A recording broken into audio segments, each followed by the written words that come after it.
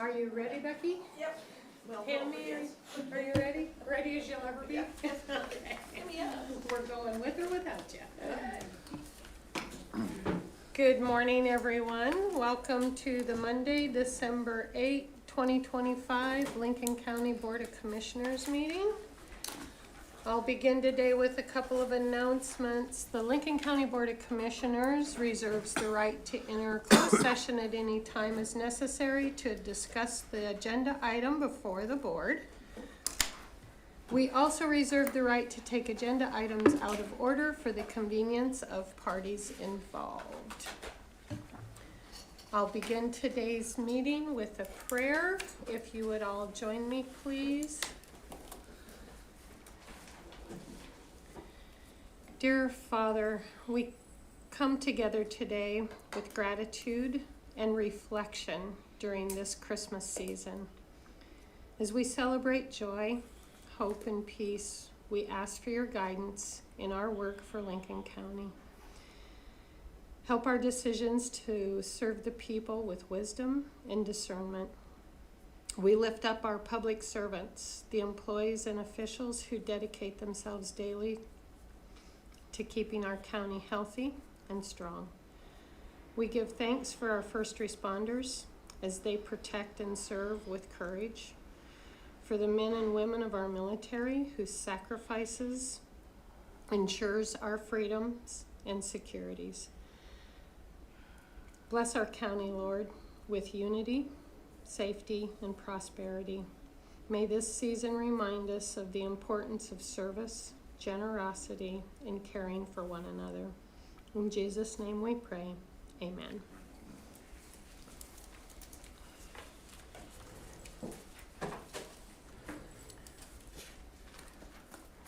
We conduct all of our meetings following the Open Meeting Act, which is posted at the entrance to our room with amendments.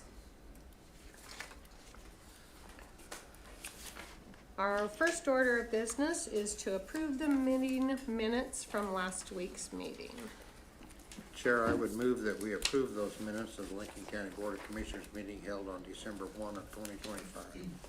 Second. We have a motion and a second. Any discussion? Roll call, please. Woodruff, Aye. Bruns, Aye. Hughley, Aye. Weems, Fuller. Aye.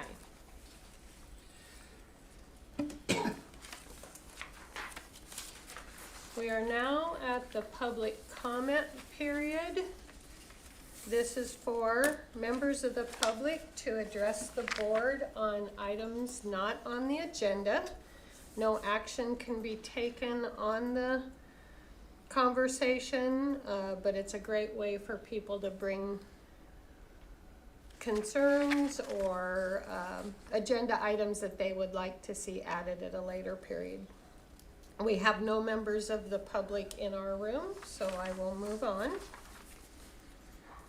to claims and treasurer's receipts. Make a motion to approve the claims and treasurer's receipts as presented. Second. We have a motion and a second. Any discussion? Revenue listing is a little light, probably the lightest I think I've ever seen. Is that normal this time of year, Becky? Yeah, December, I mean, we'll see it pick up probably towards the end. On page 4, there was a negative number of 163,000. Is that a correction for an overcharge somewhere along the way? My side, but yes, if it's a negative sign, it's a correction, it might have been. You see that same amount into a different fund, for a different one. That made a huge difference, 163. Yeah. That was from month-end treasurers, November 2025.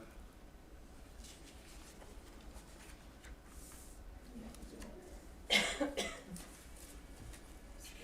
disbursements, so I don't know if that was disbursements to the other entities, but I don't know, you'd have to share about that one, I'm sorry, I don't know.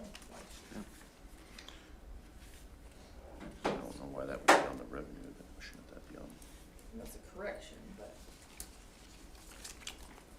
Be interesting to know if that was a double charge back in November, say for example, maybe. But, probably need to check on that, cause that'd make a huge difference. You'll have to ask Sherry. Okay. The overnight, that second one where it says overload fine disbursements, all that money goes to the schools. The overload fines go to the schools. So I don't know if she just had some in there she dispersed for the last Where are 6 you months. looking Page 4, On the revenue revenue. listing. revenue listing. Maybe, I think it should be here for Board of Equalization. Yes. Says monthly treasurer for November 2025. The overloads go to the school.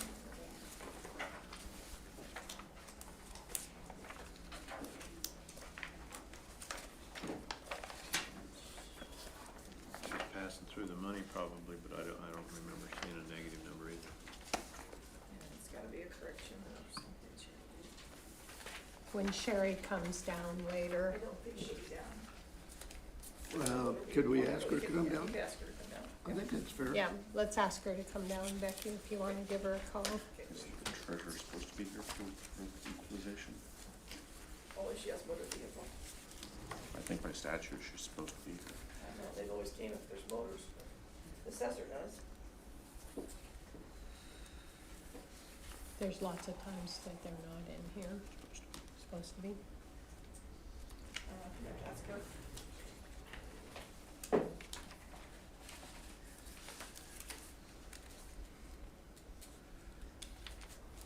Others may, treasurer's shop. What's that? Others may, treasurer's shop. And the clerk shop, yeah. How about the assessor? Assessor shop? No, Yeah. may. Thank you. Or representative. She's on the table, always She's here. Yeah, she's I'd like to recall.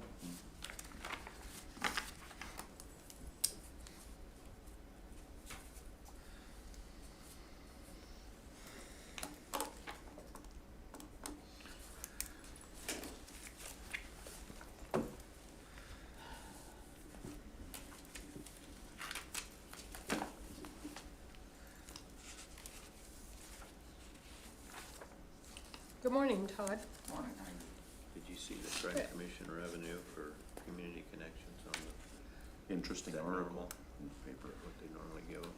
I think it was- actually saw it two different places. There's Let me like look here. three It's or- gotta be right, three this of one right them. here. There's 3 of them. It's like about, On page, what page, 3 or 4? 3. Property tax Page assessment. 3. It's like about 18,000, I didn't read that one. 17, 18,000.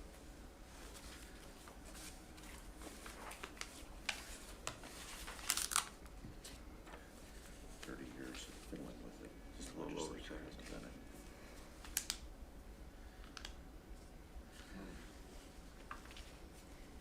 Gina has to submit. There's 3 entries. Yeah, I but saw like those. 18 or 20,000, right? Or Seven- 60. Gina about- has to about submit 17 the and claim Oh, to okay, yeah, that commission. is not unusual at all. 5. Our big, So yeah, she probably didn't get it done months or whatever. that she those probably grants won't must have budge. just come through that month, I guess. Yes. I see. And you, Jane will be here too. We've got, like, our big grant is like Next week. 56,000 or something. or I this think. week, She'll be here this I week. thought, Okay. that's what I thought you were talking about, cause I thought that was in there somewhere, so. Sorry about that. Yeah, they didn't see a big number, just those 3. I think, didn't we, maybe that was, is it on our Well, it might, Deal for it might Gina. already went through and I didn't see it last month. community-based juvenile services? See, I thought that, that was our big one. Maybe I'm wrong. I thought it was for more money than that. She has to submit the claims to them. Oh, no, it's only 3,400, why did I The think? Crime Commission. yes. And then they reimburse if Yeah. she submits. It's not gonna always be the same amount. No, But I no. thought it was more than that. Oh, it is, it's 80,000. Yeah, okay. But these 3 weren't that much, so I thought that was a big one, maybe it's this one. Are those done quarterly? That's whenever they're different random dates, What, for, okay. just random dates, whenever we get it from the state gets it from the, 110,000, yeah. the state gets it, it's passed through from the state, she gets it from the state. Cause we actually pay That's what I claims think, that through was here, 110, so I'm we'd sorry. like her to do it like every couple of weeks, cause there she was doing it like a quarter, we had 3 months worth of stuff, we had your receipts, and that was a lot.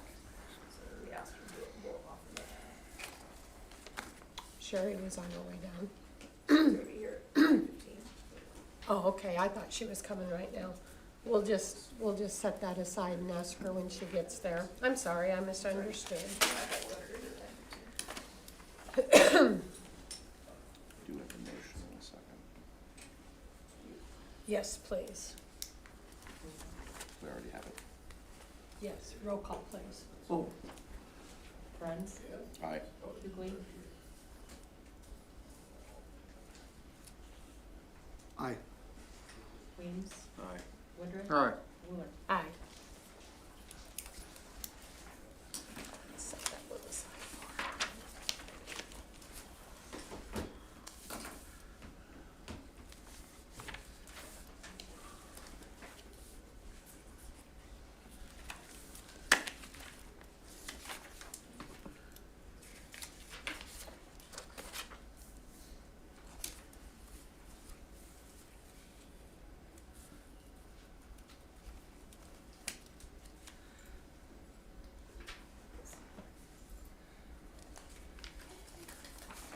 Thank you.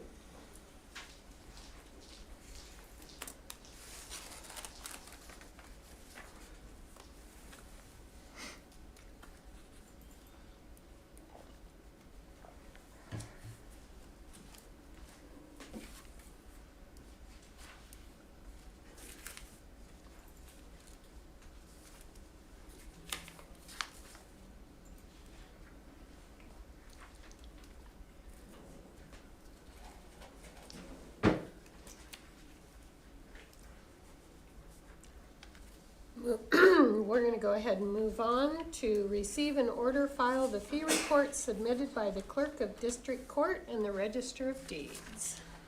Move to receive and order filed the fee report submitted by the clerk of the district court in the amount of $4,103.32 and the register of deeds in the amount of $24,283.99. Second. We have a motion and a second. Any discussion? Roll call, please. Bruns, Aye.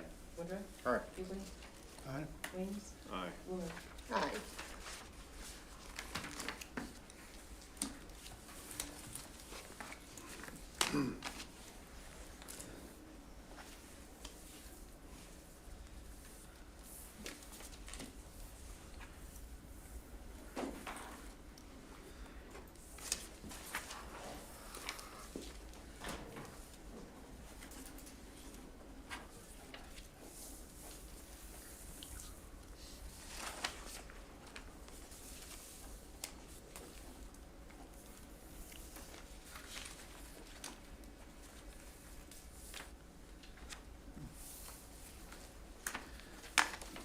Different brothers that I'm familiar with there.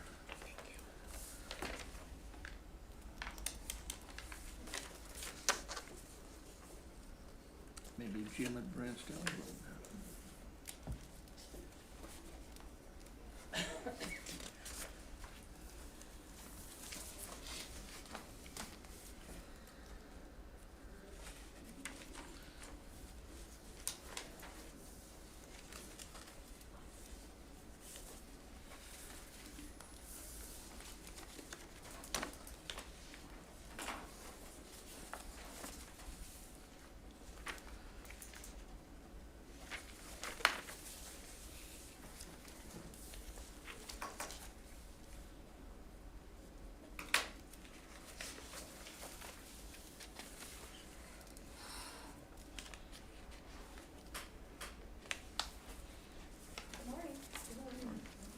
Good morning, Sherry.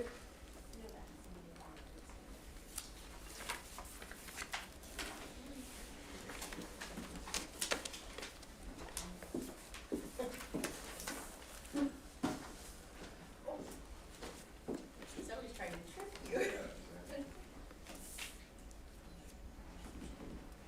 So it should have been coded as just disbursement, and they coded it as miscellaneous disbursement, that's why it's showing up on the miscellaneous. It is 9:15. We will recess as the Lincoln County Board of Commissioners and convene as the Lincoln County Board of Equalization, following the Open Meeting Act, which is posted at the entrance to the room with amendments. Our first order of business will be to approve the minutes of the Board of Equalization meeting from last week. Make a motion, we approve the minutes from the December 1 Board of Equalization meeting. Second. We have a motion and a second. Any discussion?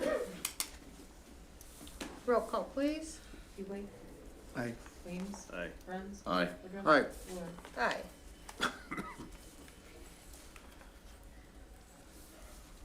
Now we have our public comment period for the Board of Equalization. Do we have anybody from the public that would like to comment on anything for the Board of Equalization? Seeing no one raise their hand, we will move on to certificates of correction and refund as submitted by the county assessor. County Assessor Julie Stinger indicates that she has none for us today. Sherry is in the room. Chris, did you want to ask so the rest of us can hear the answer? Yeah, I just had a little bit of a sidebar with Sherry. Sherry, maybe you can come up and explain this a little bit more. We had some questions on page 4 of the revenue listings, receipts for the treasury, Yes. on the negative balance that's listed of 163,000 and some change. You gave a clear answer to me. Yes, so MIPS instead of, you want me to, Please. Sherry Newt, Lincoln County Treasurer, Thank sorry. you. So MIPS, when they ran our month end for November, that should have ran as a disbursement, and it was ran as a miscellaneous disbursement through MIPS. That's why it's showing up in your miscellaneous So it receipt. was ran as a disbursement? Yes. But was it coded to the right? They ran it as a miscellaneous disbursement instead of just a plain disbursement, and so they've corrected that on their end now. So it So- shouldn't show on this report. So does that mean that on the other end, on the miscellaneous end, that they're going to, I'm, It's just for purposes of this report, when we pulled everything that was run miscellaneous. All the miscellaneous receipts that come into the county. oh, these are only miscellaneous? This is the miscellaneous receipts that have come Oh. in. Yeah, so when they marked it miscellaneous disbursement, it automatically pulled it into the miscellaneous report. So the actual revenue that came into the treasury this last week was 26,500 Yes. and some change, That not is- 190,000 That and is some correct. change. Okay. The 163 was, items that I paid out for driver's licensing to the state of Nebraska for November. Is this something that's happened before with MIPS? Is this something we should be I'm- concerned about? I don't think you should be concerned about it, because it is just a disbursement, it just was marked as a miscellaneous No, I mean, disbursement, yeah. but I would be concerned if it happens more than once for somebody that we're paying for a service for. That's what I'm saying. There- I'm not concerned necessarily. MIPS, with the treasurer's office, MIPS is fantastic. Oh, okay. They work overtime for the treasurers, and all these formulations that we have to do by hand, they do the programming on their end, and we just have to double check their programming. Thank you very much. Yes, I have no complaints with MIPS on the treasurer's All side. right. Very good. Thank you so You're much for welcome. Thanks, joining Sherry. us and for the explanation, You're Sherry. We appreciate it.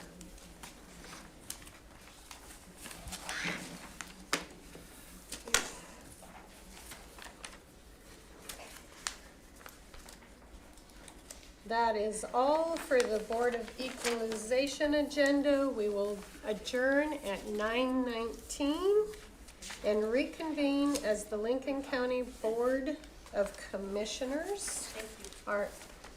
See you, ladies. Thank you. Our next agenda item is at 9:30.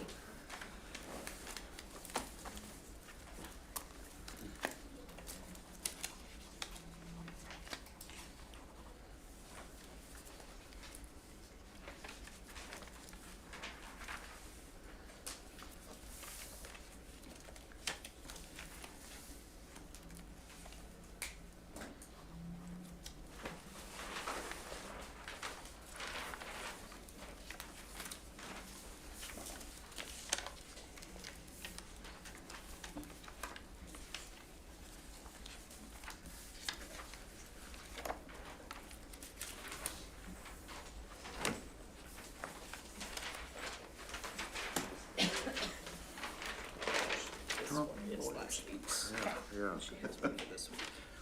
Thank you.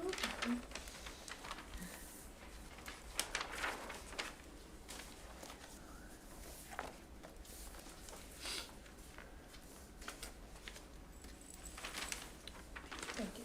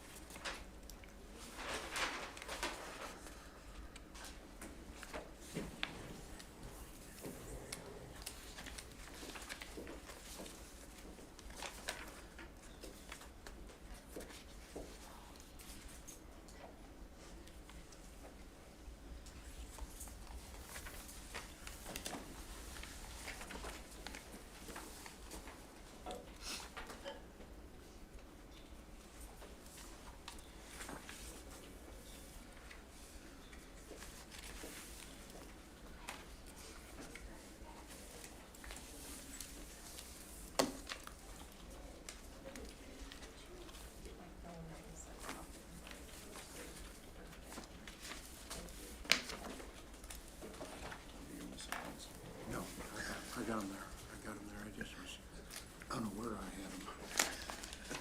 I thought I was missing them, but I wasn't.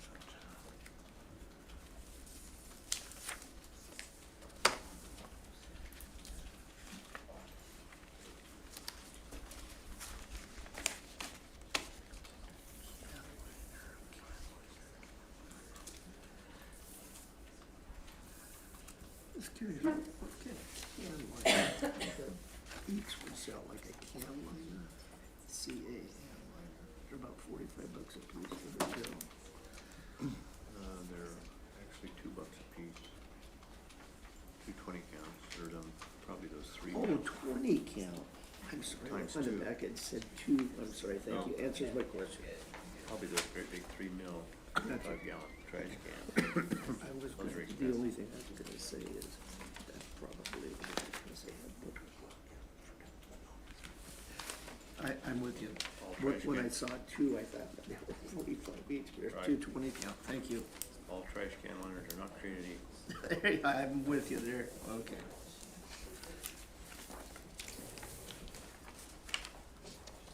I just didn't even think of them of carrying things like that.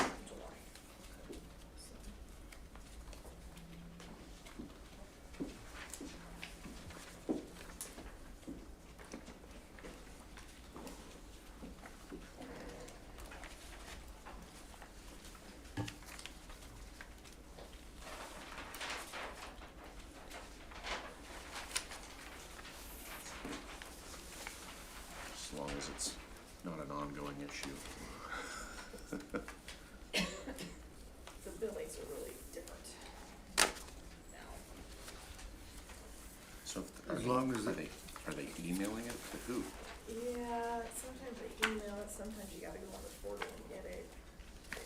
Like I said, we got three life insurance, three different types of health insurance.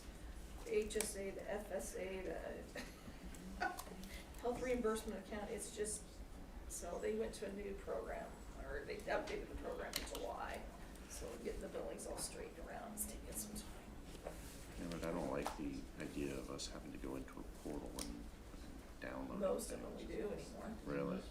Well, then, We, how, we don't get anything through US mail hardly anymore. as far as so if benefits. you have to go into a portal, how do you know to go into the portal? Do Exactly. you just randomly say, well, I'm gonna go into the portal?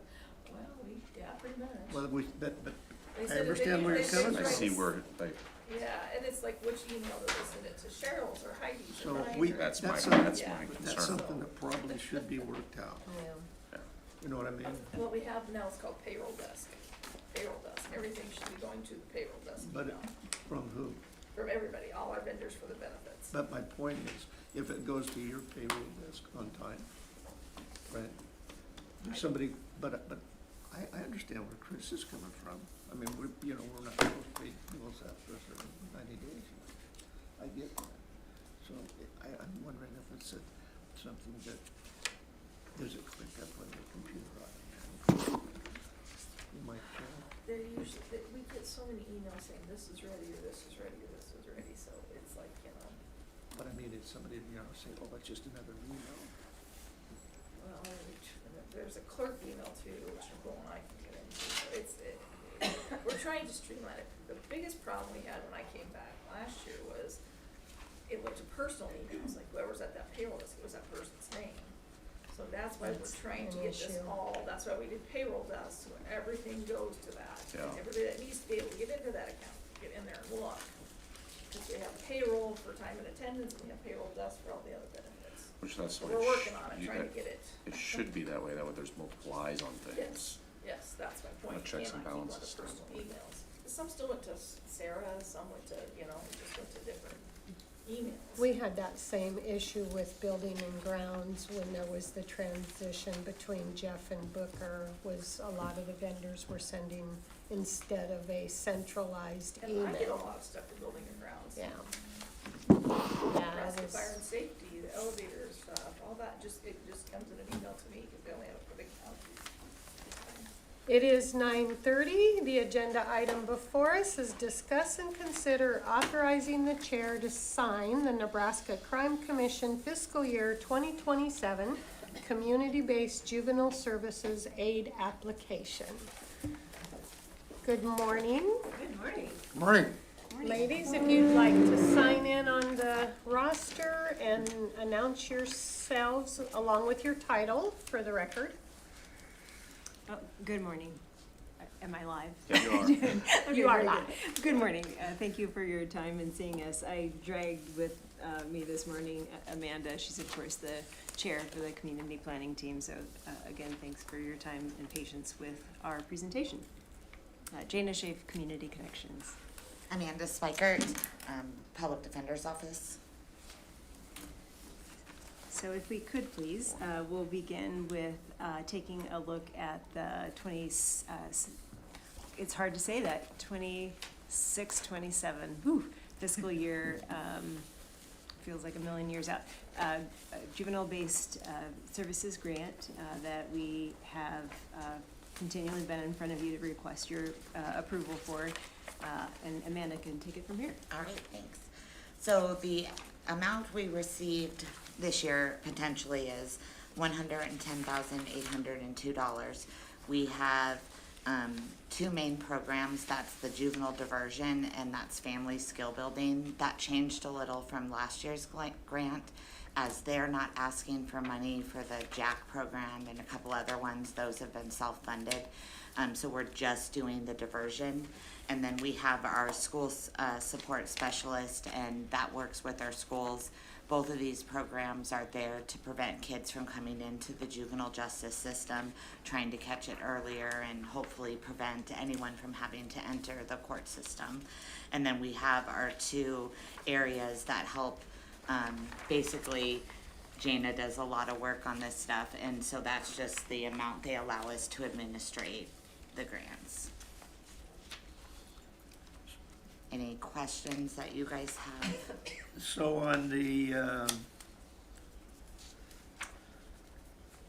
EB grant on the, community, services, what is the total amount you're requesting?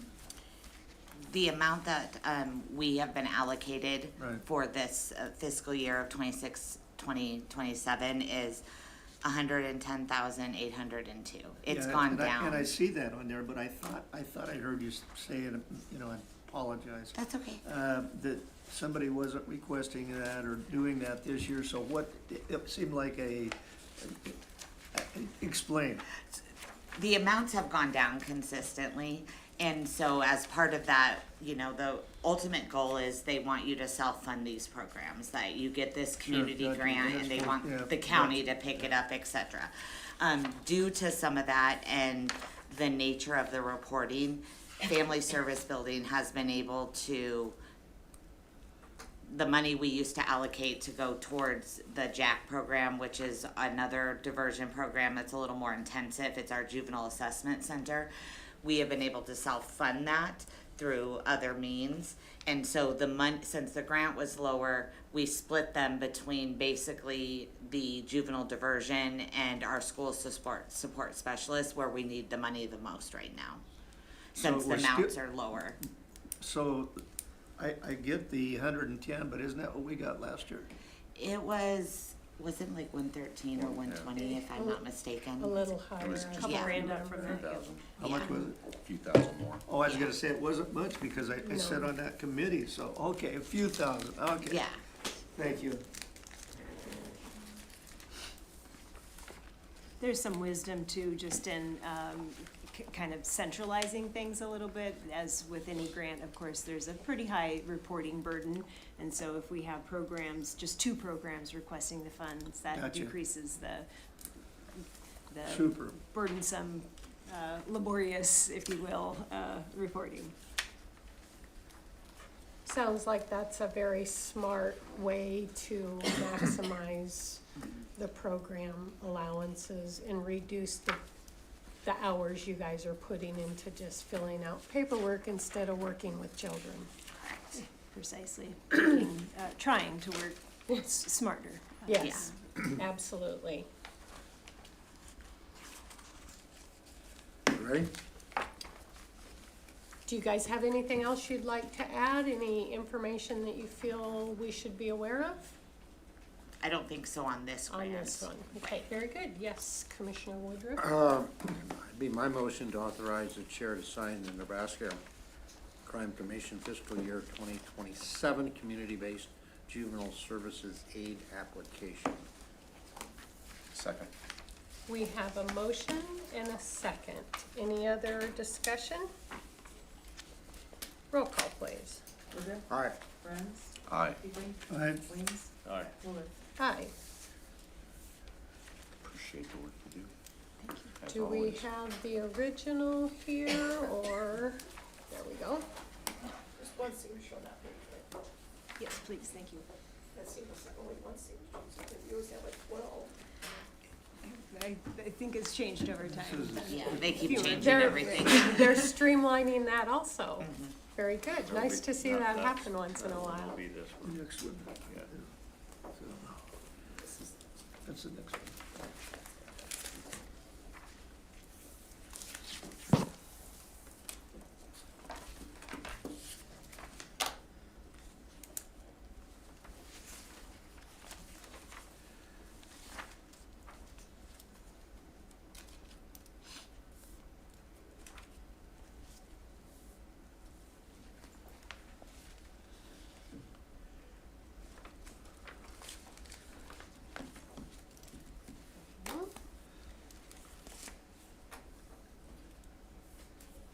And the next item, you guys will be in the seats again.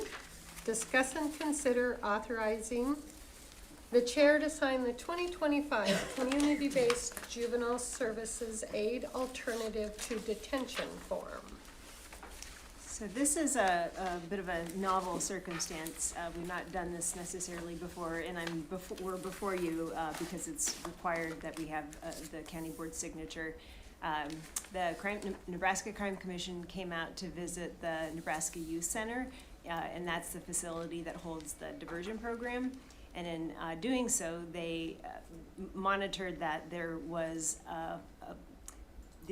there's an inability for kids to exit the building without permission. And so, therefore, there's a high level of reporting that they would have to do because it would then be considered a secure detention center. So we don't necessarily need that or want that. So in order to remedy that, they mandate that an egress door is put in.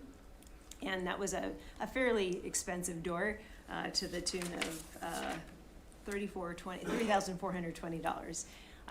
And the Crime Commission allowed us to pull some of the dollars from our current fiscal year grant to pay for that door. And so that's what this proposal is requesting your approval on.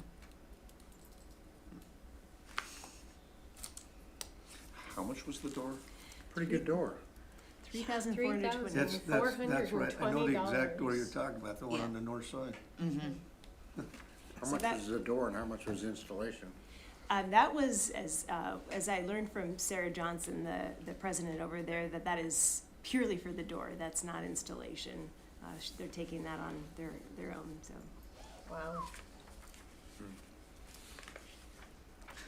Gold-plated maybe. What's the difference in the reporting between secure and unsecure? Well, that's a very good question. Because I'm wondering, like, what's the, This is a trade-off? deep dive. This has been very, Yeah. very interesting to me. It comes from the federal level. OJJDP has a host of different, again, very robust reporting elements that they would otherwise have to be doing because they would be considered a juvenile secure detention facility. I didn't necessarily get into that, but what I did see, I would do everything that I could to avoid doing that. So basically, as a secure detention facility, you have to report numerous different items. You have to report if a child acts out, if there's a hold, if there's specific attempts, because those detention facilities are utilized only as a last resort for kids who have either a significant situation where they are a risk to the community. And so because of that, the push has been over the last 5 to 8 years is that we have been pushing to have alternatives to detention. We want to do more community-based things so that kids are not in a locked facility, which can cause other issues with traumatization and so forth.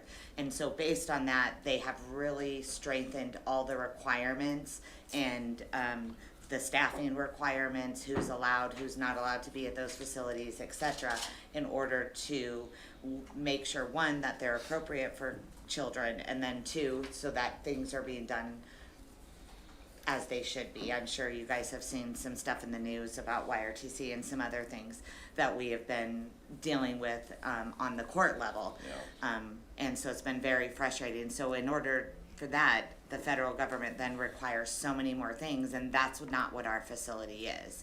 And so because of that, we had to make these adjustments because they said, well, that door, you know, technically we let kids out whenever they want, but because of that, they had to have this. Yeah, and I assume that was the case. It wasn't just reporting, it was actual regulations that needed to be Correct. abided by. Yes. And that was not in line with the goal or the scope of what the facility is and what Yes. the mission is, so. But I appreciate the clarification, thank you. This allows us simply to be, fulfill the requirements of a non-secure detention facility with that simple installation. And while that sounds like a extreme amount for a single door, it also sounds like at the end of the day, it was the best decision for your facility. Correct. Very good. If there are, I would seek a motion. My motion to authorize the chair to sign the 2025 community-based juvenile services aid alternative to detention form. Second. We have a motion and a second. Any other questions or discussion? It was nice of the state to come through for a couple bucks.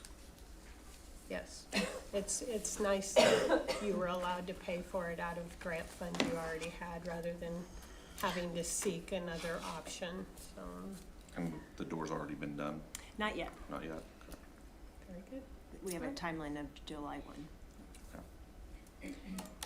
And do they have people on staff there? Do you have like a maintenance team that takes care of that kind of thing for the building, or? Sarah indicated that the person that comes in needs to be vetted, as you can, certainly imagine. And the person that they have counted on to do that will be the person that also comes in, is hired to come in and install the door. Very good. Thank you. Roll call, please. Weems, Aye. Hughley, Aye. Bruns, Aye. Woodruff. Aye. Wooler. Aye.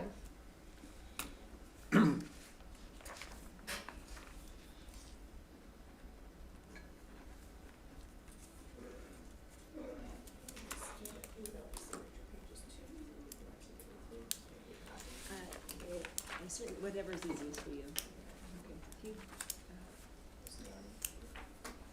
Let me bring the, I'll take the originals if that's okay, and then I'll make a copy in the adjacent office and bring those right back in. Jana, Amanda, thank you for the work you Yeah. do for our juvenile population and for coming in and seeing us today. Thank you. You bet. Merry Thank Christmas. you. Thank you again.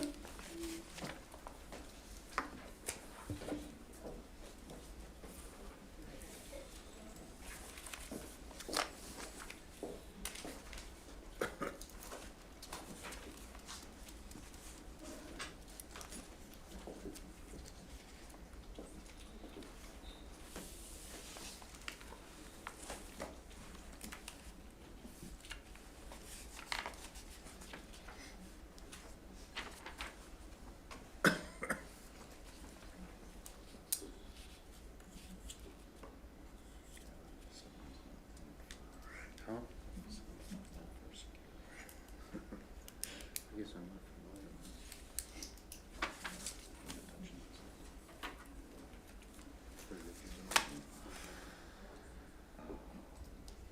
Joe, what's that address? Joe, So, Joe, where's that, detention? West Second, clear down by the trailer. East Second. East Second. Second, yeah, it's, it's back there. Right across south from, there's a trailer park there, I don't know which one it's called, off of Bicentennial. South or- of, Guymans. Well, Yes. No. No, I know the guy's name. Yeah, okay, I know what you mean now. Yeah. Wyman, Yeah, Wyman. not Guyman, Wyman.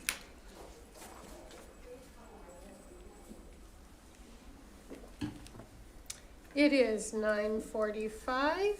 Our next agenda item is Planning Director Judy Clark to give an update on the Lincoln County Comprehensive Plan and zoning regulations. Good morning, Judy. Good morning, Judy Clark, Lincoln County Planning Administrator. So Chairman Wooler reached out to see if I could give an update on where we're at in the process. This 18-month process has ended up being closer to, what are we at, two and a half years, almost three? Yeah, Yeah, two it's been very kind of happy years. it's been an extremely long process, and I'm just as frustrated as everybody else with the time that it's been taking. But we do have a final draft of the comp plan. Commissioner Wooler and Commissioner Bruns have received a copy. The rest of you are welcome to get a copy. We are currently in the process of getting the zoning regulations updated, finalized. I got a copy of that I did send out to Commissioner Wooler and Commissioner Bruns also. I will admit, I have not read through the entire document at this point. I am working on it, so there are some changes I know that we're probably gonna have to make. Just so you know, it's 89 pages of Yes. a whole lot of numbers and Definitions. codes and definitions. I too, Judy, have not gotten very Yeah. far into it. So, I did reach out to, Keith Marvin with Marvin Planning Consultants, talk to him again. I know, Commissioner Wooler was wanting to do a town hall or two before we go to public hearing. I think we need to, finalize those zoning regulations, because the last thing I think you want to do is adopt the comp plan without the appropriate zoning regulations at the same time. I would highly recommend we do both of those at the same time. So, I think what I'm going to propose that we do at this point is, get together myself with, Commissioner Wooler and Commissioner Bruns, and probably have the chairpersons of the planning commission sit down, and there's a couple of things I wanna go through, which is the land use map, which is part of the, comprehensive plan. The land use map dictates a lot of what the zoning regulations would be. And sit down and go through that land use map, make sure that we don't have an area, future commercial, that we know is gonna be entirely residential. We wanna make sure we really have a good eye on that, because I think that mistake did occur the last time we did this on a couple of areas that I think we need to really look at and go through those zoning regulations, and then set up a time. I probably wouldn't do it before Christmas just because of the holidays, but set up a time in January to then get all of that out to the public so that everybody can kind of take a look at it before we go to public hearing. So I'm hoping public hearings for adoption could be, February or March. When I was looking through it, and I haven't gotten through it completely, but I gleaned through the entire document, I didn't see a lot of the actual regulations. I saw almost the whole thing is definitions, Yeah. which we needed some updates to the definitions. And then the actual zoning areas, what do those consist of? Yeah. So I'm just really curious on what our consultant's plan is for getting The this rest of wrapped it. up. The other thing I wanna talk, and the reason I keep talking about Commissioner, Bruns and Wooler is because they're the planning committee. So I think I wanna sit down with them too and see when we wanna get it in front of the whole entire planning commission before we go to a public hearing, so that they have time to digest it a little bit, and maybe in front of all of you, so that you have time to digest it a little bit. Judy, thanks for mentioning that. That was gonna be one of my questions. So does this go before the county planning commission? They have, an opportunity to review it, amend it, adjust it if they feel necessary, and then do they also have a public hearing? So the way the formal process works is it goes public hearing them, public hearing you guys, just like we do with pretty much everything else. But that's again what I wanna talk to you all about, is if you want me to present that to them at a meeting, or if we just wanna get that documentation out to them and have them read it, how you feel we wanna go about doing that. So that's why I thought if we sat down with the two of you and the three chair people of the planning commission and kind of get that, put some dates together. The consultant he said he's pretty much open to attending. He would of course attend the two public hearings. That's mandatory as part of their contract. But then whether or not we would have him attend any other meetings at that point, or if we do a town hall, when we would do that, we would work that out.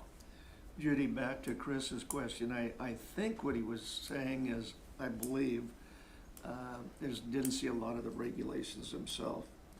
Could you comment on that? Again, I just got that out to him as soon as I got it, so I have not had a okay. chance to go down and Thank look you. at it. But I will get that done. My goal is to get that done here within this week. Appreciate it. If, I mean, I don't question that's probably 100% accurate. But, if that is the case, I will definitely reach out to Keith and say, hey, let's get the rest of it in here so that we can get this moving. You mean the regulations are missing in that? Isn't that what we hired them for? Part of it. Part of it, yeah. Part of it. Part of it. We'll get there. I'm not gonna let him renege on the contract. We'll get there. Well, I'd hope It not. just We takes- paid him a fair amount of money. We It was, paid and a fair it was amount of money. clearly Yeah. articulated that it was an incomplete draft. Yes, Yeah. yes, Yes. yes. Work in progress, I believe, has been used over and over again. Overused. I will say, if it's okay if I speak for Commissioner Bruns and myself, we have spent a lot of time on the land use map. Yes. That is probably the area I have focused on the most. And Keith has, I had a lot to say about that part of it. And Keith has responded and made the adjustments and added the detail that I was looking for. So, but yeah, we need to keep this moving forward.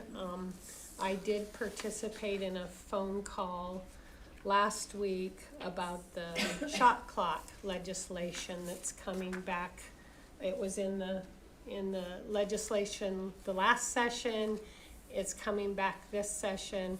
And one of the remarks that got my attention was currently they're just talking about confined animal feeding, but they think the shot clocks are it's gonna spill over into everything planning and zoning. So we need to get our comp plan done and the zoning and regulations done.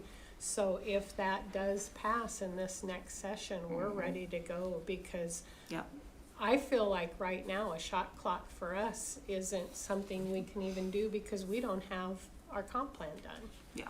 So Yeah. not even for the confined animal feeding part of our planning and zoning.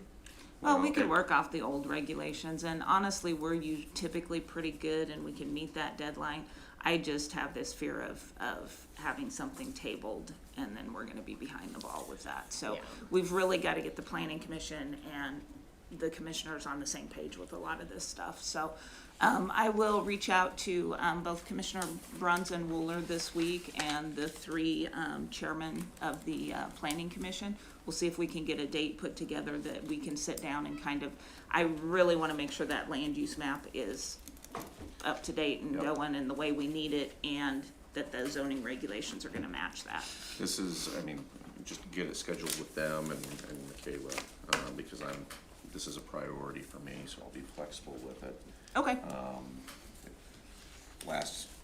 The most recent timeline that we had, we were supposed to have a public hearing starting in August with the planning commission. Yep. Us in September, so, again, I echo what Commissioner Wooler has said. I think at this point, we've gotta be the one driving the bus on this, so. No problem. Very good. Thank you for clarifying those things for us, Judy, and Yep, and again, if any of the rest of you want a copy of the current comp plan that we have, I think it turned out pretty decent. We just have a few typos, a couple of things to fix on that, and again, just look at that land use map and make sure we've got that 100% the way we want it. Yep. very good. I'm gonna echo what Chris said. I'm pretty flexible, especially after Mondays. We both will be out of town, Tuesday, Wednesday, Thursday of next week for NACO, so. But other than that, If we could get something scheduled this week. that this week would be great. Perfect. Okay, Okay, I'll see very what I good. can do. All right, thank you. Yep.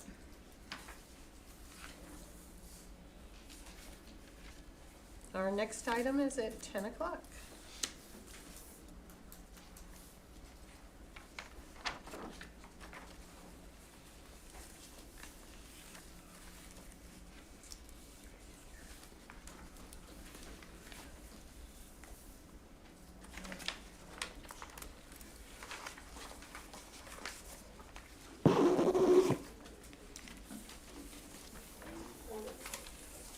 I'll just say. You might as well hold the seat. Yep. The cities in the same boat, aren't they? We're actually a little bit further behind. But yes, Misery loves company. I just actually got the city's comp plan last week. All I know is we The have first a draft. First moratorium draft. that expires in April, and I don't wanna have to extend a moratorium. Yep, I get it. We'll get her done before then. Was there an either-or clause on the moratorium or not? Whichever It has one a happens drop dead. first. Oh, it has a drop dead date, okay. Well, good. It's good to have deadlines. Well, Tell Keith Marvin that. Yeah. Well, and we have a deadline with the transportation portion of the cities, which was grant funded, so, yeah. You know, it's interesting, you guys were here first. You take the hard chairs. Just saying.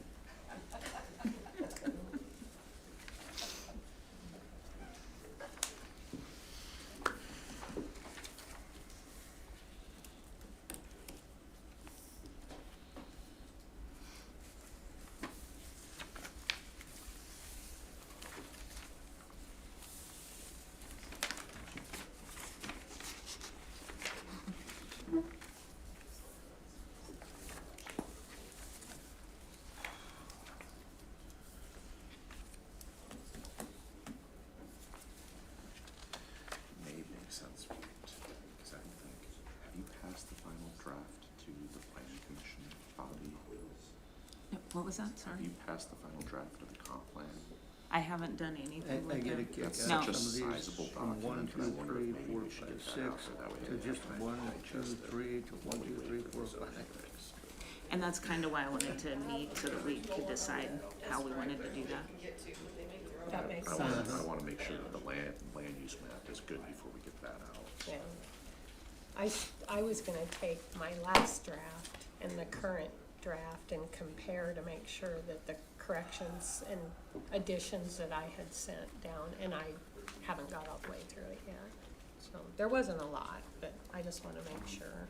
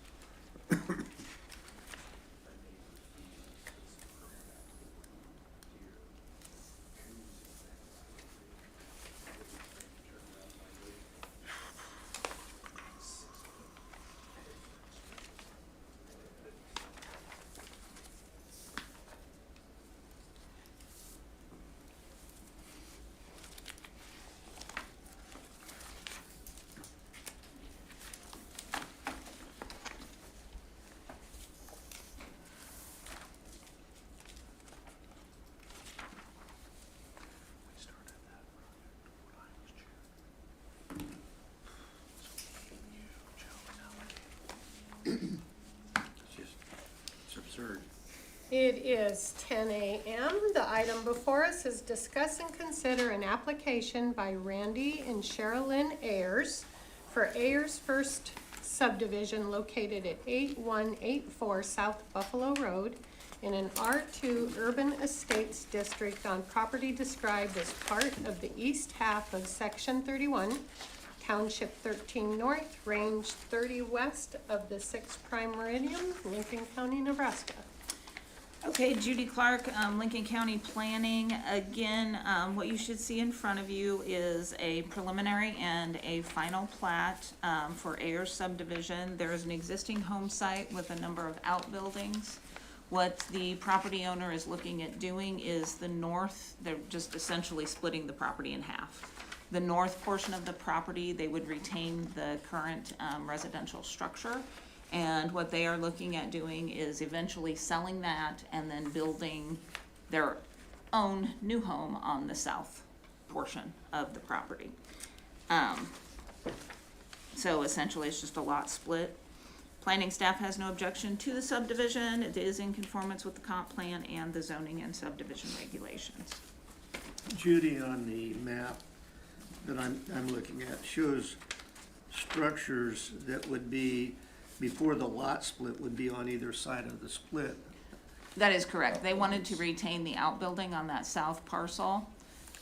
So what I'm having them do is put together a land use permit for that south parcel. Because typically we don't allow, an outbuilding without a main structure. But if they pulled a permit, the permit's good for 2 years, so they can get that main structure going on that south side.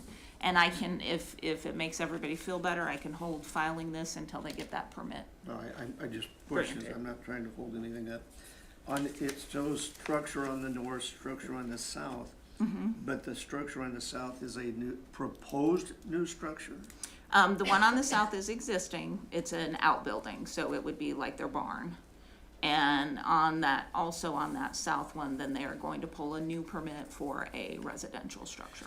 So I suppose that's one of my question, and it's in line with Joe, because, I mean, you said in eventually they wanna sell the north lot Correct. and eventually build something on the south. Do they have a timeline for that? I mean, if the Yes. permit is 2 years, They want to do it as soon as possible. It all has to do with financing in the bank and getting everything, all their ducks in a row. And then I think they're leaving for some foreign country for a couple of months, but yes. They do want to get that going as soon as possible. But again, it is financing with the So bank. these buildings right now are or are not existing? They are existing. Yes. How far south on Buffalo, South Buffalo are these properties?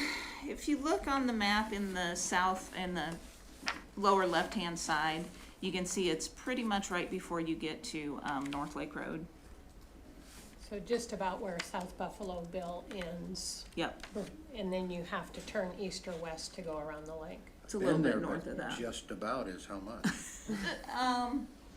I don't think I have a 80 I measurement think there. there's 81 and it ends at 86, and those are big lots on that side of the road. we're asking all pointed questions. Maybe 2 miles north of the intersection. Yeah, Yeah, cause that vicinity map. just as you come up that last hill, right?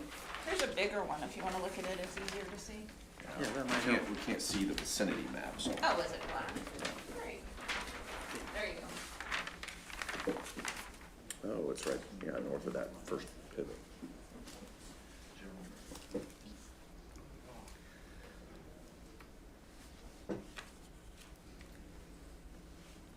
So maybe it's a mile, it might not even be. Yeah, I might be don't think closer 2 to a mile. miles Yeah, it's isn't- probably about a mile. So it must sit like this. So this is West Lake Road. This is south, this is north, correct? Yes. This is the lake, Okay. It's over on this side. it's on the west, West side, yes. north, yeah, northwest. That would be, okay, that's what I needed to know. Is this the one that has the current new barn within the 3 or 4 years ago? I would say yes, isn't Oh, it? he's getting to know him, what he No. is. Oh, yeah, Fisher's is the new one. Fisher's is the new And that's one. further south. Yeah, that's Yes. further south. Yeah, Okay, so would That'd this, be this all. must be but Fisher's those then. buildings, I mean, all those buildings out there are Yeah, that's decently Fisher's new. there, Yeah. right there. There's Okay. Kim Riley. Okay, so right there. where is it at from the old house that sat vacant forever?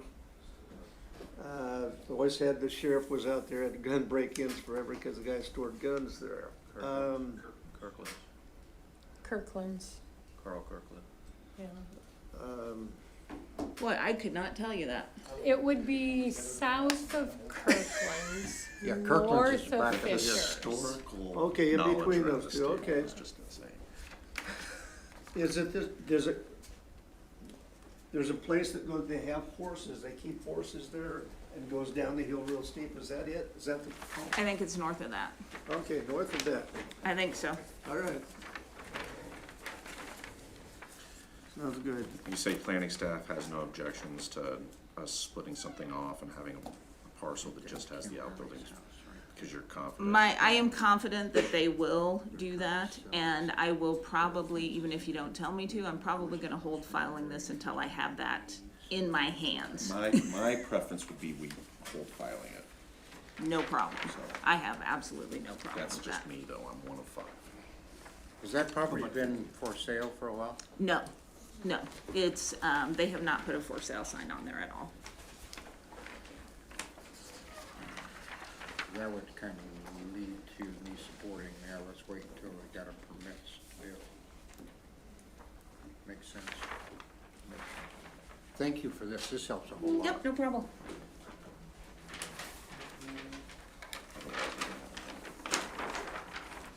Thank you, Judy. Yep. Yeah, there's no way I can see that. I Okay, mean, that's not gonna be any different than what we had down at the lake, that garage they got built. There's a lovely house there now. There It- is, yeah, there is a Tyler- wonderful house there Tyler now. worked really But that hard to took- get that It house did. put That up took there. a It lot did. of time It did. to crawl. I know that they won't be able to build the house if that one doesn't at least get put on the market because of the financing thing. So I mean, holding it up until the house is built is gonna be very difficult to do. You're gonna have to have the lot split first. But I don't have any problem with making sure that they have a permit in hand Yeah. before we do that. Be a good idea. All right, I would seek a motion.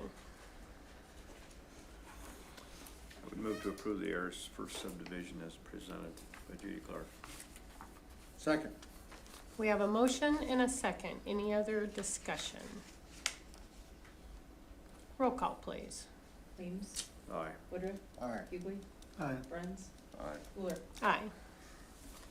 Thank you, Judy. Yep. Thank you.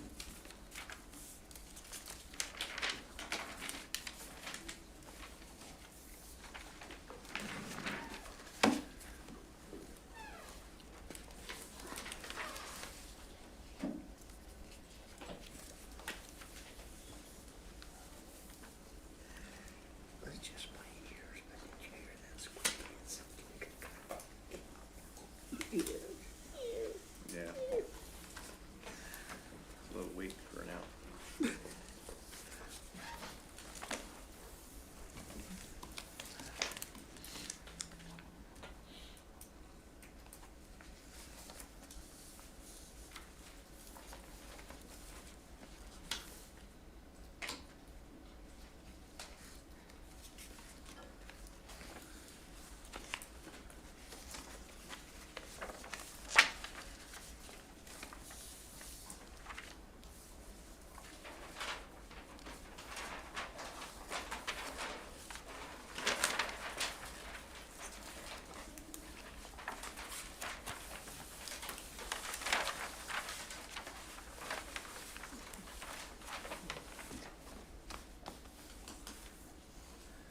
Tell Sheriff to get some new paper.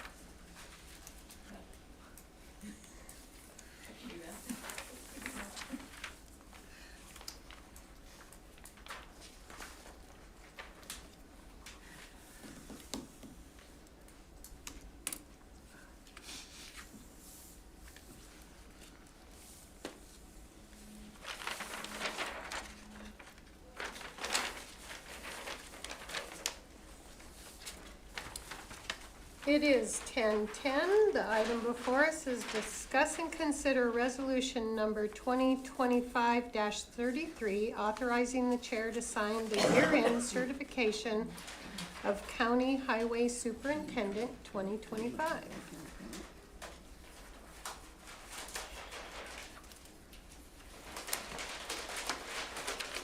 We do have that certification in our packets.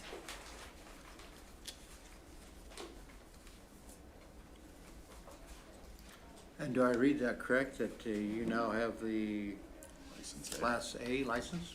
Correct.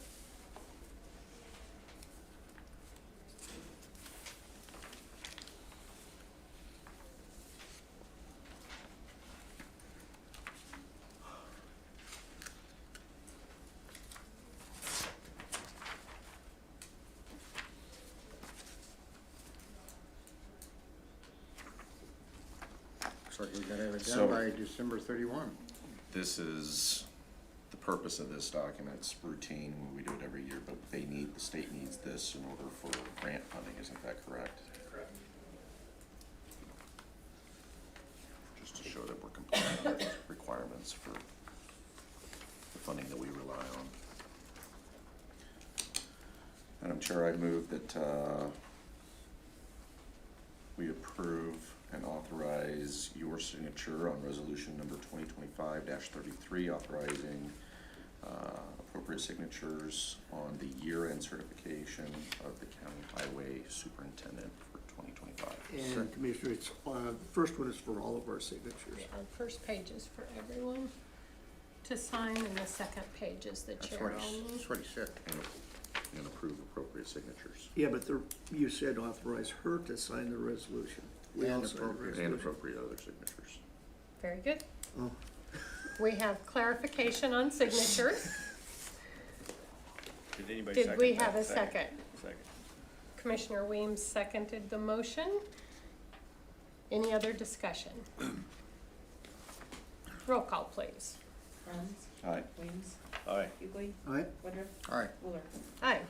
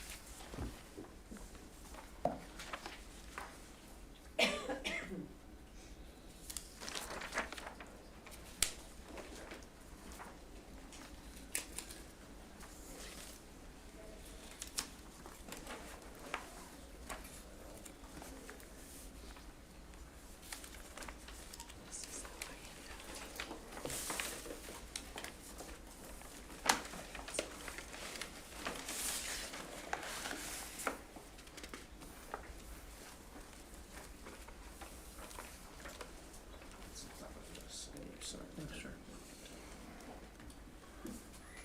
Yeah, I signed this one.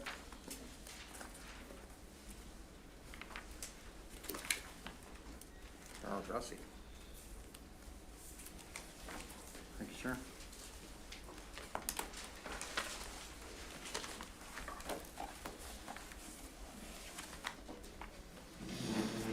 Thank you.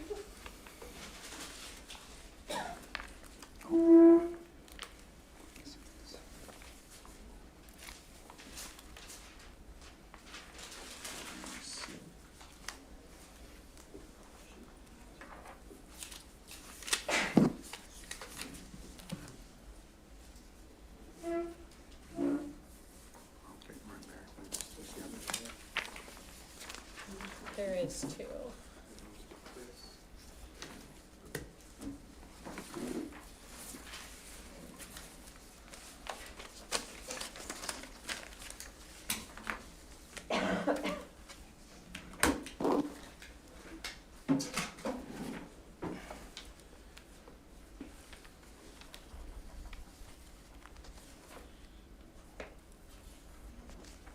It is 10:15. We will now discuss and consider purchasing 2 motor graders for the Lincoln County Department of Roads.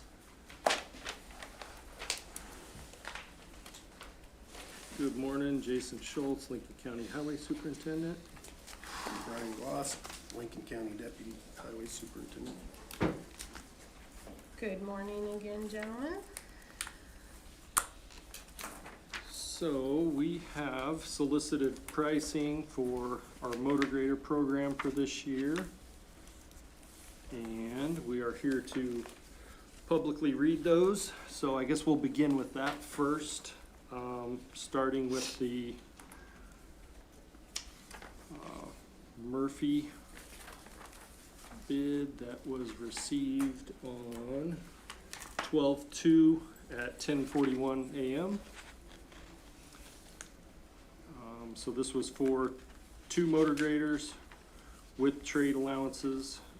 The first price being a 2026 John Deere 672P with a bid price of $379,326.65 with a trade allowance for unit 1-18 of $46,400 for a net price of $332,926.65.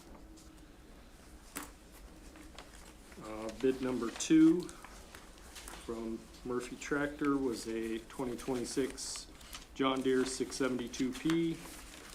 Bid price for the unit is $379,326.65. Trade allowance for unit 1-31 is $50,000 with a net price to the county of $329,326.65.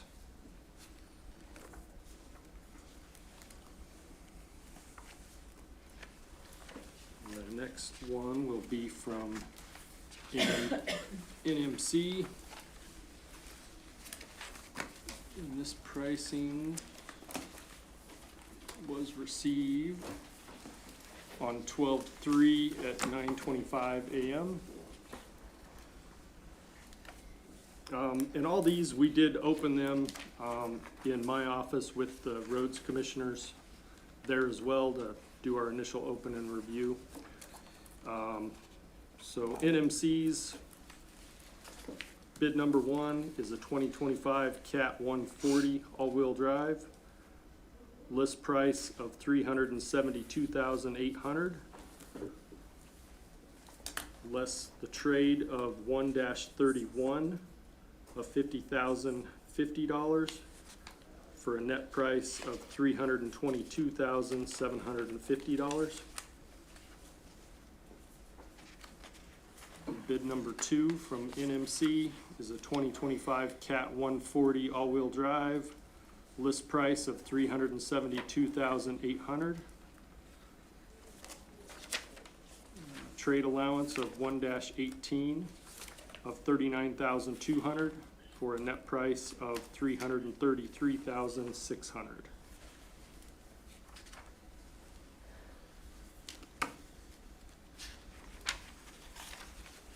So that's the prices, and then, so we started our comparison based on these prices when we opened them. We did do some comparison at that time with the roads commissioners, but then we continued, I guess, that analysis after that. Put together this spreadsheet just to highlight some of our comparables that we did. So these machines were, from both vendors, were very equally matched, very comparable. Just a few minor differences that we kind of highlighted and wanted to talk about, I guess, in doing our analysis of which one we thought was the best value to the county. So the top box there you can see is the 4 graders, and then following along, the first thing we did take note of is the filter kits that NMC offers with their machines. And you can see in the notes of the value, $5,970 value for those filters that are provided for that machine. Per machine? Per machine, yes. Okay. So we took that into account, and then the next thing we looked at is the DPF assurance that is offered by Murphy on their machines. So that is a huge benefit to the Murphy machine. But that, considering with the one we just talked about with the Cat, we figured at that point was an even match going forward from there. Circle types, we did compare the two. The ones with the Caterpillars are just the standard circles. Murphy does have the premium circles, which we do have one of those in our fleet currently, but really we have not seen any value associated with the difference between the two as of this point. So we really didn't give anyone a leg up either way on that one. Blade stabilization, so that's the next one we did call out in our bids because we did like this function.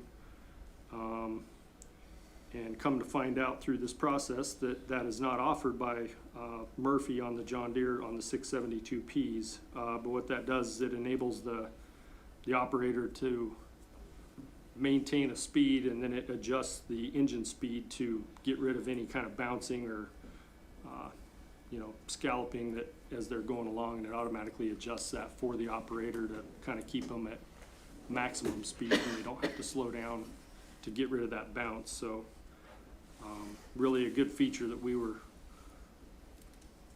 wanting to have on these machines. The next one, so another one that's pretty important to us is being able to track the machines and servicing and any issues, especially with like warnings that come on to them. So both vendors do have their brand of, CAT has the Vision Link, be able to monitor the machines, and then John Deere has the JD Link, and both of them are compatible with other makes of equipment. You just have to add some things to them. So that was something that we wanted to make sure was pretty important as well. Next was the delivery dates. So we looked at our delivery dates, and it looks like Caterpillar has both these machines in stock and had a 1-week delivery on these machines. Murphy was projecting February to March. So we did hold actually quite a bit of value in this, just because currently, our assessed values of our trades are based on condition at the time of inspection. So currently we have both those machines parked. So we don't want to run into any issues with devaluing our trade if we have something happen or if we have to have additional repairs. We did actually see that last year, in having to wait on, I guess I won't single out any one vendor. It was actually both vendors that we had last year. We were delayed on our delivery dates a little bit further than what they had first guessed. I know those are hard to nail down, so, but we did end up incurring some costs and additional repairs of the trades before we came to the point of trading those in. So, so we did favor the NMC on that. So that was our analysis of those. And then down at the bottom, I guess going through the machine value, the trade allowance, and the net cost to the county. So NMC total net cost, those two was $656,350. Murphy, $662,253.30. Our budget for this item we have at $660,000. So there was a difference of about $5,900 between the two there, with NMC being low. And then I just put the net effects to our budget over there on the side as well. So would be our recommendation to purchase the 2 machines from NMC Caterpillar, the 2 140 all-wheel drives. Jason, I appreciate the information and the analysis. I have questions, though. You mentioned that you opened these bids in your office with the roads committee. Mm-hmm. That's not been something that, since I've been on the board, that we've ever done with sealed bids. We did it last year also, only the committee was not present. Yeah, correct. And Jason confers with Tyler to make sure I that just it fits. want to make sure that it Yeah. fits with state statute, that we're abiding by the Yeah, it was the Pershing same- County Purchasing Yep, Act. same process we followed last year. Just this year we invited the roads committee there to be there to open and do an initial analysis of them. So I would ask that if we do this in the future, that we have the clerk present, that way she can, because she needs copies of all the originals and everything, just to make sure. So that would be my request moving forward. Okay. Madam Chairman, to make a motion that we purchase 2 140 all-wheel drive machines from Nebraska Machinery Company for a total net cost of $656,350. Second with a question. Jason, one vendor is a 2025 model, the other vendor is a 2026 model. Does that make any difference No, to you? no, our specs are, we spec'd a 2025 or newer, so Okay. no, they're both new machines, so warranty periods would be the same. They would start when we take delivery, so really no difference there. Okay, second question, you pointed out in your comparison notes, you pointed out 2 positive aspects towards one vendor. The filters, looks like a fair amount of money. The diff allowance, assurance, excuse me, the diff assurance. Can you explain that to me a little more? So that's a, might be better if we ask the representative from Murphy to answer that one? I have no problem with that Okay. at all. John, would you like to come up and sign in and announce yourself for the record? John Webster, Murphy Tractor and Equipment, North Platte. Good morning, morning, sir. John. Good morning.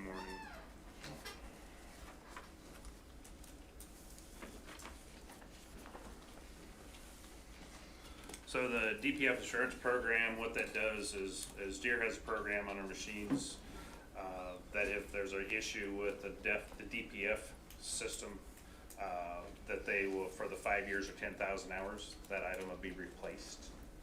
So it is, we don't require maintenance. We got machines that'll run 18,000 plus. You know, it's a given deal depending on anything going with a given machine. The competitive models, they state at 5,000 hours, you need to replace it or clean it. And that's a cost that the county incurs when that happens. And I've seen anywhere from $4,000 to $8,000. So no different than if we had to do it. So, but ours aren't required at that hour range. So that is what that is. So that's an estimated value that you have here, is that correct? Yeah, correct. Okay. Because the, Thanks, I John. guess Yes, thank you. we get to, on the cats, you get to 5,000 hours, they recommend you do them if needed, but, at that point, you can clean them or replace that filter, which I think John's pretty close on his 4,000 to 8,000, so I guess we just use the $5,000 number in our comparison to compare with between the two. But that's not something that you do that's required at that number of hours on a machine. 5,000? It's not required. No, you don't have to. It's just, more than likely, you're probably gonna have to do some sort of cleaning or something like that, right around that range somewhere. It might not be at 5,000, it might be at 6 or somewhere in that range. Okay. Can you talk about the blade stabilization a little bit more, Jason? That's only offered by the CAT machine? Yeah, I guess when we put that in the spec, we had thought that it was available with Murphy with one of their grade packages, but I guess it is not. But we really like that blade stabilization. I'm sure you all have been probably driving down a road somewhere and all of a sudden you see some waves in the road, you know, I've where heard they get to about it. hopping or bouncing. You've heard about it? Maybe you haven't seen it, but you hear about it, huh? Which road would you like me? You could probably So- find it on every road. Yeah. Well, the reason that I wanna circle back to that is, the number one challenge you have, and the number one challenge that we all have, is blade operators training and skill set. And we all know it's somewhat of an art versus a science to run a blade. And most people that say that blade operator doesn't know what he's doing, has never run a blade, doesn't understand how hard it is to not put a washboard in a road and not take this crown off the center of the road and all those good things. So it intrigues me if this is a key thing to help us with various skill sets of blade operators. Is this something that's a substantial benefit, is why I'm asking? Yes, and not only that, but not only to the lower skill level of operator being able to do it, but even the higher skill leveled operators that know how At to. another 2 miles an hour. Exactly, they don't have to slow down as much and it'll do that and then right back up to speed again. So it just increases the efficiency overall when you're blading. So that trims your road speed back? Is that- Yeah, it decreases the engine RPM to take all that out and then it goes right back up to your set speed. Interesting. Okay, Anything to add on that? No, I think it's a pretty neat feature, like when we talked about it, I've ran blades quite a bit, I've heard that too. And, you know, I'll find myself slowing down for a particular thing, and 2 hours later, I realize I'm still slowed down. You know, both of these So vendors, these local vendors have been such good partners with the county, and they both offer really good products to us and take good care of us, I think, and I really appreciate, they're always competitive, both sides, and but that's, I'm surprised that Deere doesn't have that, because they've got a very innovative machine typically, or whatever it is, front end loaders, just like Cat does. Mm-hmm. So, might be something that maybe John and his crew can twist their arm to take a look at that. That sounds like a very beneficial thing, I guess. We agree. That's why you made the recommendation. Yep. We have a motion and a second. Are there any other discussion, questions? I've got some questions. I must not have been here for the beginning. When were the bids due? They were due December 3rd. Okay. So we received both of them prior to. And were the bidders present when they were opened? No, Okay. because they dropped off at different times. Because competitive bidding is supposed to be done by sealed bids, which means they get opened at the same time, according to public lettings, and public lettings say that the bidders have to be present when they're opened. We can't open them in committee. But this is the same process we followed last year with the competitive or cooperative purchasing. And that's different, because that's not competitive bidding. So it's not a competitive bidding, we're doing cooperative purchasing here. Are We these, solicited prices from 2 vendors, just like we did last year. but is it through the Sourcewell contract? Yes. Mine was through state bid, is mine, I did state bid State bid. contracts, mine was done. Okay. John, Yeah, that you answers my also? concern. I don't think I was here the day we set it to receive this. I think I was out for surgery. Do we know it was a Sourcewell contract then? Yes. Okay. They spoke to that in our Yes. meeting. Then that's and- not actually competitive bidding. We can do more or less whatever we want. All right. Okay, That's what I get for missing a meeting and half of the item. Thank you. thank you. It make me nervous when you speak, Tyler. That But not so- alleviates, no, much more than, and make them way more nervous. alleviates my concerns. Very good. We've had a motion and a second and good conversation. Roll call, please. Hughley, Aye. Woodruff, Aye. Weems, Aye. Bruns, Aye. Fuller. Aye. I would just Thank look- you, bidders. Thank you very much. Thank you, guys. I echo that sentiment. Thank you, guys. You always show up for us, and we Jason, really Brian, appreciate thank you it. for the information here, because, yeah, there's no way I could begin to, thank you.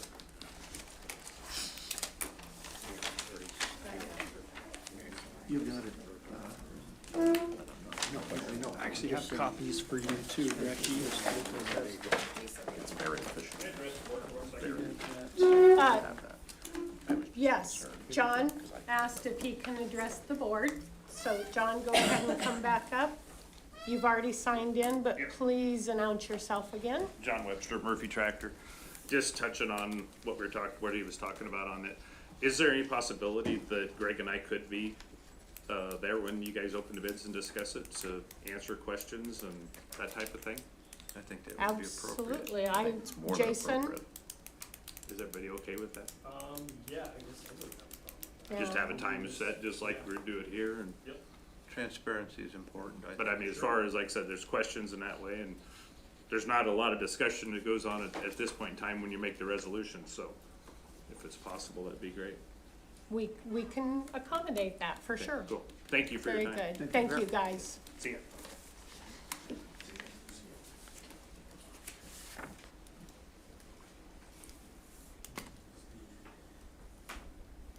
Before us now is the appointment of an interlocal agreement committee by the chair. We've had a lot of conversation this year about our interlocal agreements, and a lot of really good input by the commissioners around the table. And I believe it was Commissioner Hughley either last week or maybe the week before recommended a committee be formed officially for us to work on interlocal agreements before the agreements land on our desks. So I have had conversation with both Commissioner Hughley and Commissioner Bruns. It would be my recommendation that they be our official interlocal agreement committee to work with all of our interlocal agreements. We have many with the city. So that is just a committee appointment. Doesn't sound like a recommendation, Madam Chair. It is an appointment. So we don't need to take a formal action on that, do we, Tyler? Very good. So unless they have had too much time to think about it and want to object or nominate one of their coworkers Better hurry for up and it. get it done in the next 2 minutes. That Before I is my do. committee appointment. You may want to consider making that standing. Hughley and Bruns. At the, you may want to consider making that standing when the board reorganizes in January. Okay. So Standing committee then. that's It'll, obviously up to whoever takes your spot. Yes. right. Does Very a good. standing committee need formal action? We're not I standing don't- right now. Well, not right now, we're not, but. No. I'm saying add it to the list. I don't know that we've ever done a formal action in the years I've been here. Whenever the committee appointments are made, there's no motion or second or vote on it, is there? It's a We've done it. decree coming from down above. Yeah, I We, guess. well, we did when we created the transportation committee and the judicial committee. Oh, I must not have been here for those. Are we talking about two different kinds of committees? Are we talking about committees where they are simply a chair appointment of two members of the board versus a quote different other, because there are several different kind of committees. Is that what we're talking about? We're Just talking, saying add it to the list of the ones that get reappointed every year. That's what I thought also. I will add that to the list for 2026. Okay. That way we don't end up with an ad hoc committee that's in existence for a decade. No, this is a standing committee because we do our interlocal agreements every year. We would want to have that work done every year, wouldn't we? It depends if I could sit on the standing committee.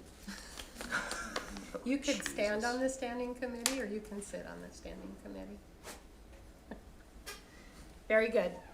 Moving on, he's gone past dad jokes to grandpa jokes. we now have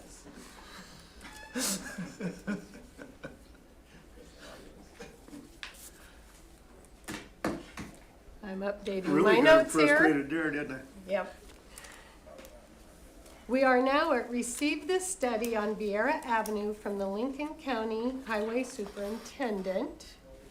And I believe he has stepped out in the hallway, so does that put you in the hot seat? No, I think, Do you want to step out there and tell him we're ready whenever he is? I thought maybe that's why he stepped out there. No. Oh.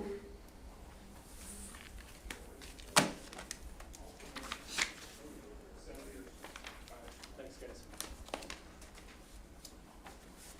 Jason, we are now at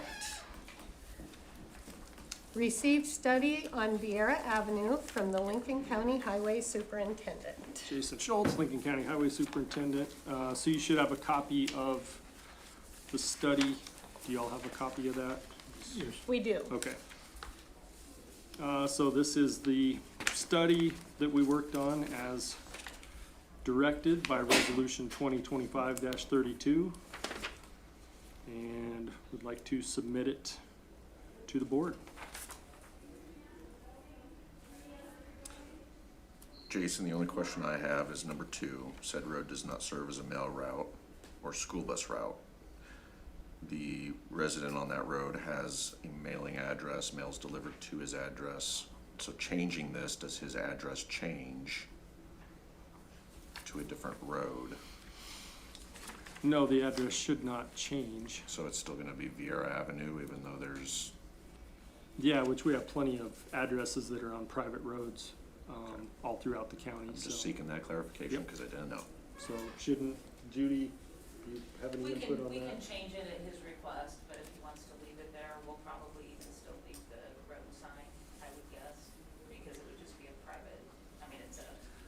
location indicator. Okay.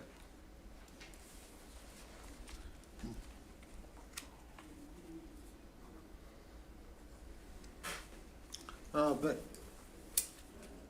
if we're vacating the road, do we still want the road sign there?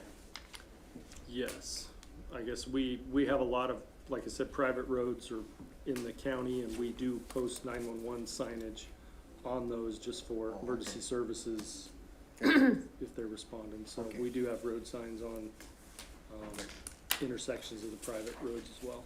I hadn't thought about that aspect of it. Yep. Okay. But at that point, it's not gonna be our issue, it's gonna be cities, shouldn't it? I mean, that's the road signs in the city right of way. Correct, because the county will not have anything in the area, so Exactly. that would be up to the city at that point. I can assure you that the people that fix the addresses in the city will work with Jason to make sure that. It gets get added to, indicated. Okay. Sounds great. All right, anything else, chairperson? Nothing else from me. Okay. Tyler, do you have anything you'd like to add? No, not on the first bullet point, no. Okay, very good. Thank you. So is there any formal action we take to receive the study, or we're just I won't receiving? file or anything. Jason, Okay, The I next- have one last question. Yeah. This is basically, the reason you enumerated these things is because of statutory guideline. on Yes, What correct. that study should state. That's why we have these 4 key points, Is what, say that again? state statute. The On formal the study. process to vacate. Yes, is, This is the criteria of the study, these This is- 4 This points. is what you have. no, not necessarily. No, it doesn't have a No. criteria. We just do our assessment, and it's based off of Okay, really whatever criteria we see that's relevant to the road and the study, so. well, it's a moot point, but doesn't meet current minimum design standards. I wouldn't have voted for this if it was, because we'd already acknowledged it was a road, so I'm just, not a big thing at this point, but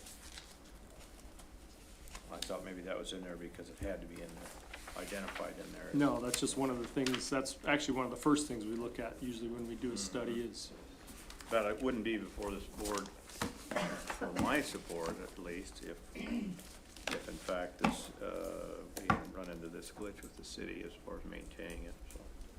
Anyway, okay, are we ready to move on to the next item below?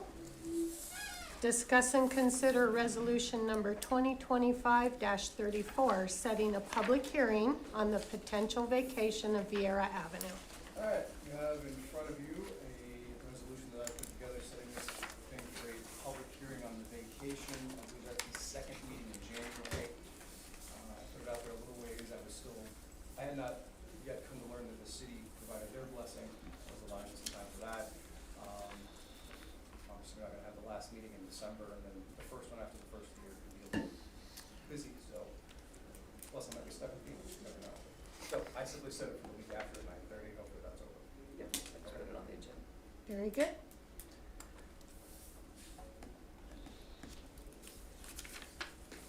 I would seek a motion. Chair, I would make the motion that we set, or that we approve the resolution number 2025-34, setting a public hearing on the potential vacation of Vieira Avenue. That public hearing being set for the 12th day of January, 2026 at 9:30 a.m. Second? We have a motion and a second. Any other discussion? Roll call, please. Woodruff. Aye. Hughley. Aye. Weems. aye. Bruns. Aye. Wheeler. Aye.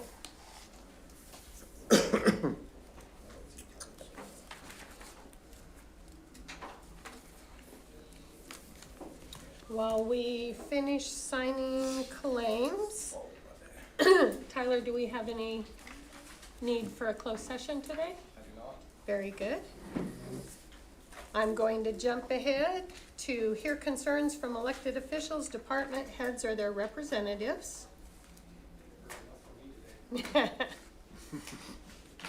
You've probably feel the same about being in front of us enough today. Let's go on to Lincoln County Commissioners Committee reports. I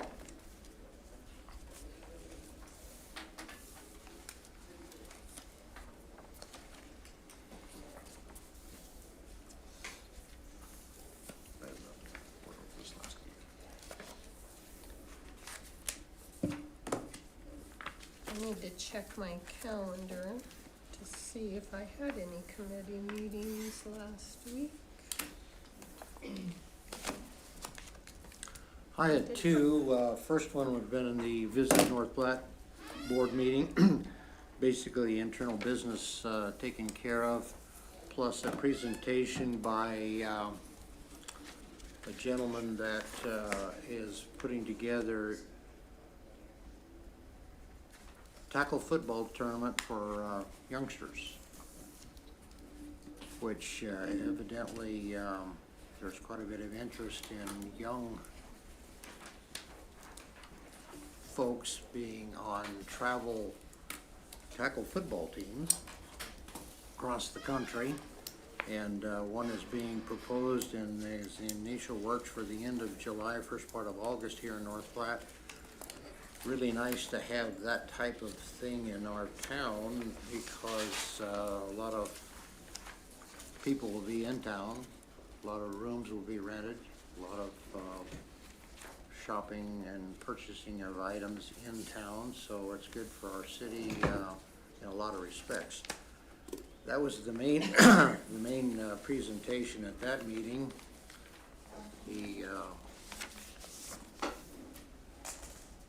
The other committee was the MidCap in Kearney, and that was pretty much basic business as well.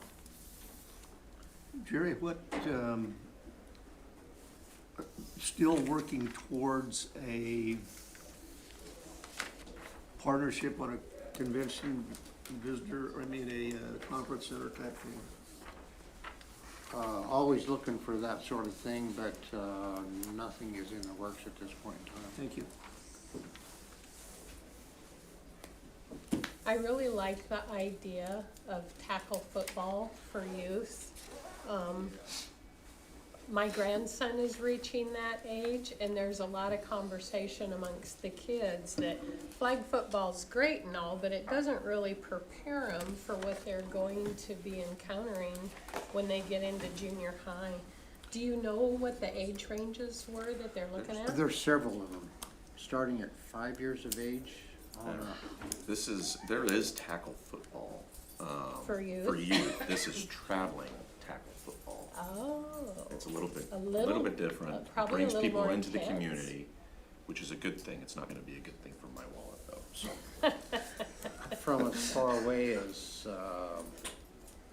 Chicago area, and from Thanks, Denver, Todd. and quite a few areas.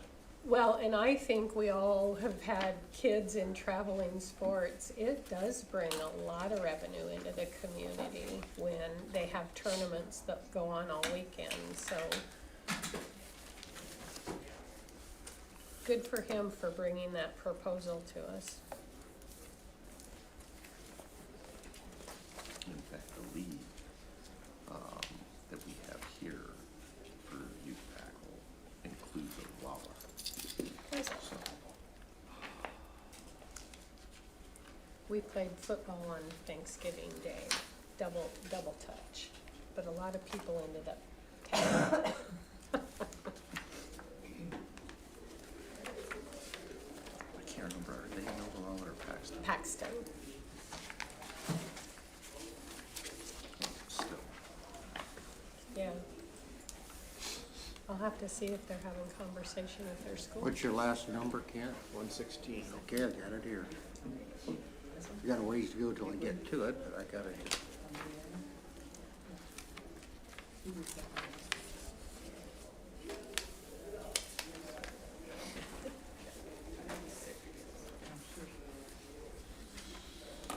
I have mugs tomorrow morning if there's anybody that would like to join me.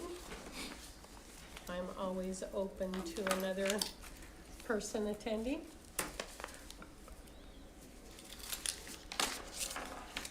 I don't see anybody jumping up, waving their hands. I might. My peripheral vision was good though, I'm just looking at the mic. I can always tell I when know you Joe's did. ignoring Thank you. me. You're welcome. I might. Mine? Okay, I knew I was forgetting something.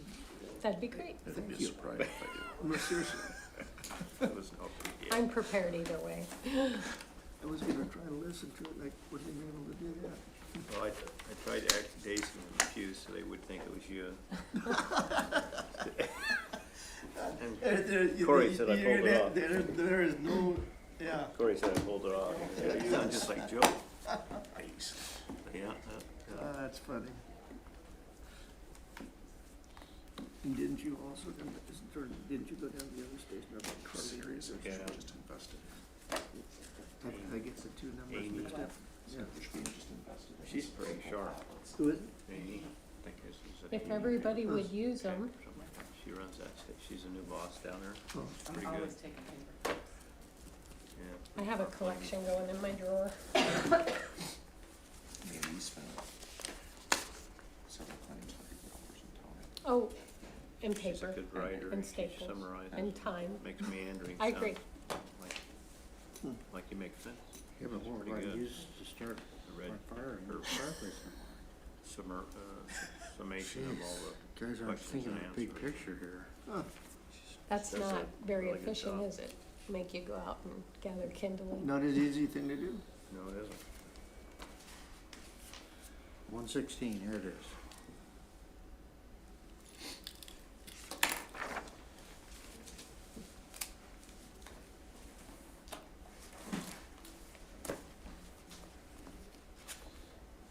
Maybe you're looking to see if somebody No, turned it I'm up. trying to look over the top of my glasses at the Oh. calendar. Today's the 8th, so we have 2 more meetings this Or If year. you're not gonna use them, what do you want? Before you adjourn, that committee on the salary study, Becky, I thought maybe you were gonna talk about this. Oh, very good, I'll yes, talk let's about have some feedback. So, the committee probably has a little bit different opinion than I do on some of the recommendations, but I'm in the minority, so I said, let's go with, Which is allowed under. let's draw preliminary He's and giving a committee report. bring it back to the board so they have time to think about it and weigh in and realign. So, we had Rebecca had Tyler draw up a resolution just so that you see the structure. And it's primarily based on the salary study from NACO. The exception would be I balked at the county board compensation, totally wasn't gonna support that move. But at the end of the day, the committee didn't disagree that with my emphasis that let's get a draft together, let's get it in time so every board member can look at it, think about it, come back with maybe their own revision, and either try to get it adopted before the end of the year, or at least have it ready to be adopted the first meeting in January, so that we, I agree, couldn't agree more. so what you're gonna see, and I hope, so we've got this resolution, Yes, it's on for discussion only next week. okay, so, well, we can provide it to them Yes, right now. yeah, I think we got the final draft. Tyler, Okay. you have the final draft that they can all have? Final, yeah, draft, I guess, it's a draft. I'd like to see it as soon as possible. That's what I'm saying. Or if we could get it emailed I want out. you to have it sooner, because as I say, I understand the rationale. I don't necessarily agree with all the numbers, but I'm one vote, and that's why I told the rest of that committee, I said, everybody else is gonna have a different take, but rather than go, oh, here it is, here's this Monday, here's next Monday, that doesn't give you enough time to think about it. Right. Everybody, this is a big deal. Everybody knows it's a big deal. There's a lot of, I mean, it's a 3-year, basically 3-year change that take effect in 27. So, I don't wanna give it the bum's rush and Sherry, I'm gonna give the credit to the other committee members. Sherry did a lot of the heavy lifting as far as analysis, right, Becky? She did. And I said, I'm gonna be the naysayer so sell me. Well, as I say, I don't know that she sold me on all the numbers, but you gotta start someplace. So rather than try to tweak those numbers and then have the full board say, well, I don't like that number anyway, so I wanna retweak it. Why not just bring what the majority of the committee is in agreement with, and then let you all weigh in on it? And do it once. You know, I like that. I wasn't here last time when we had a committee that didn't have board members on it. You know, I just wasn't here then. I know I came back and, but, when did we start that? Because that's never been, we've never had a formal committee of other elected officials on salaries that the county board itself set. That was the first time we did that. My question was, why did we do it that way? We did it, the committee that we had, when I was chair, when we did it last time. Well, I think Commissioner Or Weems was Commissioner chair. Weems was chair, yeah, and we voted My on it. first year on the board, Yeah. and he Yeah, your formed a first year on the committee, board, that's and I correct. can't speak to what happened before that. So for me, I thought it was something No, that we it always isn't did. something. But to your point, that's why I didn't wanna gnash teeth over it, because that's not their choice. It's our choice. My point exactly. Yeah. So why did we go away from it just being our choice? Why did we do that in the first place? I don't know. I don't know the answer to that. I wish we wouldn't have. I wish we would have left it right here where it belongs. It's our responsibility and only our responsibility, period, to set the salaries for elected officials, period. End of stop. No question, no question. So why did we start going outside? I don't think it's a good thing. I only repeated the process that was followed my first year on the board, Joe, and Commissioner Weems appointed a committee. I think it was the clerk. It was the But- clerk, the treasurer, the assessor, a person from the attorney's office, and one commissioner. And then, because I was so new, I She yanked me invited, in. on our way to the final meeting, walking down the hallway, Chris was in the Sitting- hallway, and I invited him in. Saying I don't remember is not totally accurate, because now I'm recalling, or the rationale is that each year the board, or each cycle, the board sets these, and a lot of your elected officials that are the ones challenged to keep staff, and their deputies specifically, and then some of the issues we had gone through with the treasurer's office,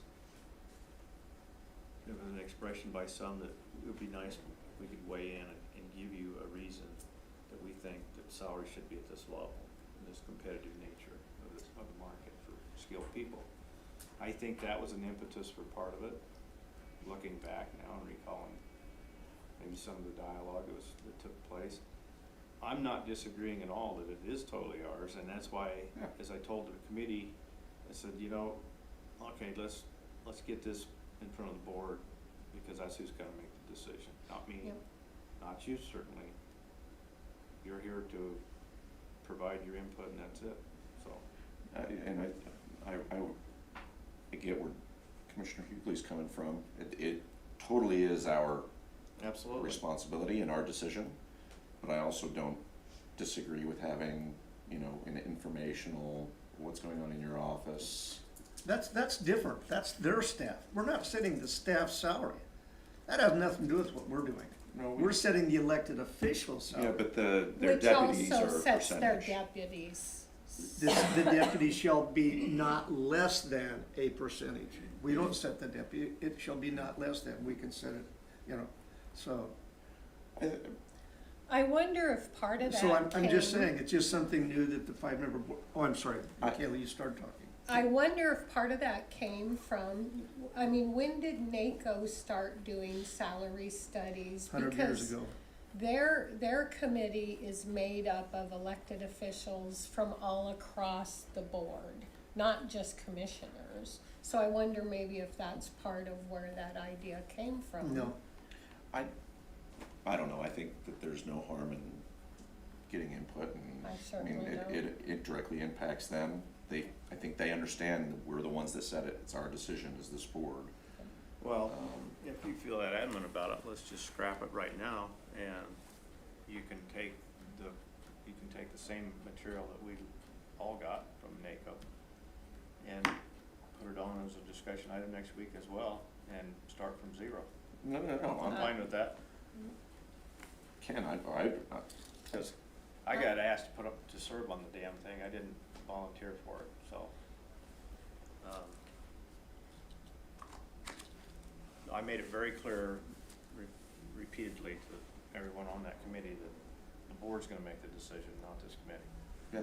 So, And I think that was made clear the year you put me on the committee, Kent, was that it was a recommending committee to look at I mean, there's a lot of information in that packet that was sent out.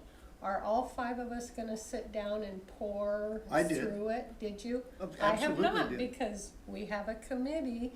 I looked at some of it, but I didn't dig deep into it. I relied on Kent's work with the committee to come back and make a recommendation.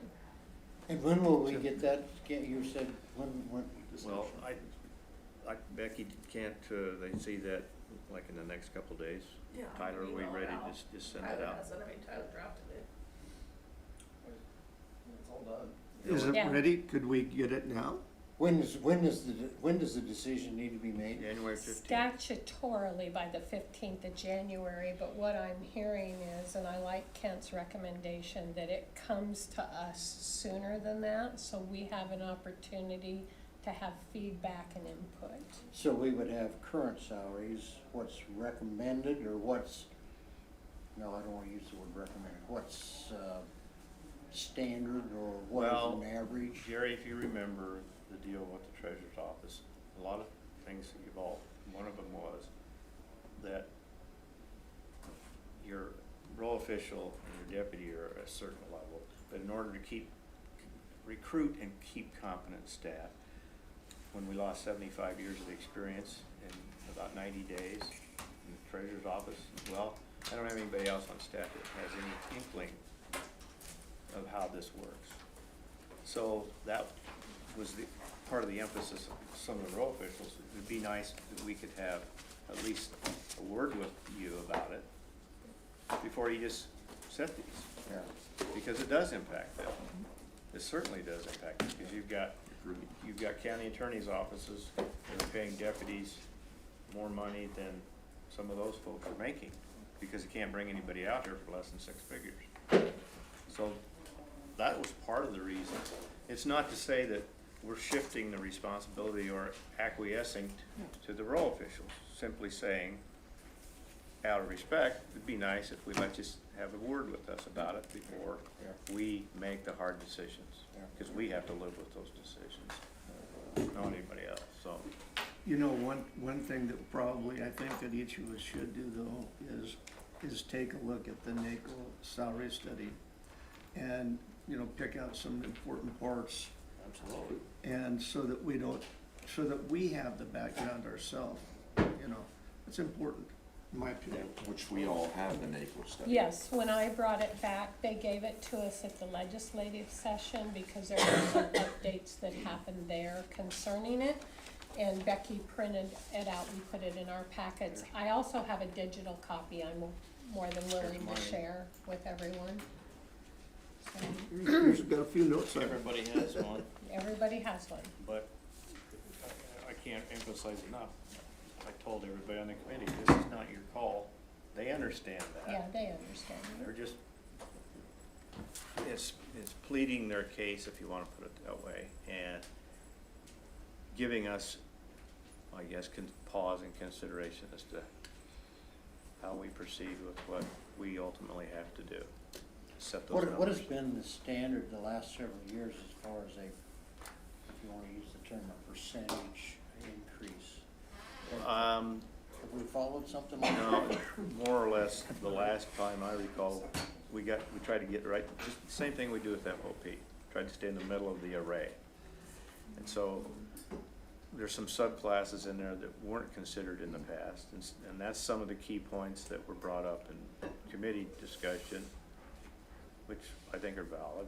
It's just like, you know, you've got some assessors do register deeds, some don't. Some assessors do in-house appraisal, some don't. Ours happens to do that. Elections, clerks that do elections as well.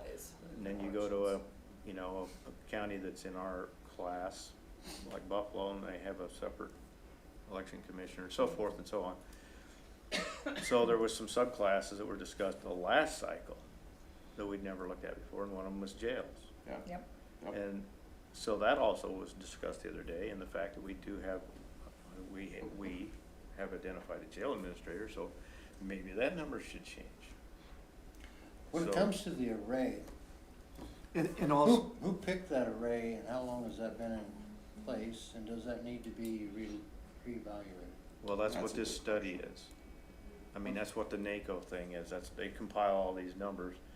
I don't trust what comes up. Well, I'm not disagreeing with you. I'm just telling you that's where it's coming from. they had more than, in the past, you know, the array was set by a certain, you know, you have to be within so many people, you have to have evaluation within so much, and that's how they recommend it. Yeah. They looked at a couple different ways of doing it this time, for the first time that I'm aware of ever. So, look, like you say, they had a couple different looks at it. Yeah, well, things change over time. So that would, I don't know whether the array needs to be looked at again. It does change, the array does change. And the other We didn't thing, really have an array this time. what's that? We didn't really have an array. No, but But we went back to You've been 4 using- years ago. with an I'm array. using the wrong verbiage maybe, but essentially usually you're playing catch up with the market and inflation when you reset all these, because you only get your hands on them once every 4-year cycle for identifying 3 years of compensation. And I think one thing that I thought was interesting this time was, they went away from how they've done it since, well, I can go 40 years. I don't know before that. But they've gone away from the last 10 cycles and did it a little different. They also took into consideration, you know, what does the local market do? You know, Private sector. Private sector or local market, as versus government entities. And I'm not saying they should or shouldn't. I'm just saying it's a little bit hard to wrap our hands around it compared to past ones. So I did take, like Kip mentioned, you know, 4 years, or Becky or somebody, where we had a quote array 4 years ago, and try to compare, okay, well, and I put a little yellow thing, this is kind of who we compared to before, and so, yeah. And to that point, Joe, Sherry Newton did ask me if I still had the previous study, and because I'm a hoarder of files, I did and shared that, so she could kind of use that as a comparison tool. I did go in and poke around on the toolbox that and you can kind of pick whatever you want to use as comparisons. And so a person could spend a great deal of time in there looking around if you really wanted to, but. If you wanna see where those numbers are, this is, if you kept this, that's where they brought all the numbers from. Yeah. Come back to me. Yes, I will. I can, how about if I send it to Tammy and Tammy just sends it out to everybody? Also, they are having a session at NACO next week on, the salary study That's the other and what reason. you would like to see maybe done differently So the in reason the I next wanted one. everybody to see it before we go to NACO. Yeah, I think it's a good idea.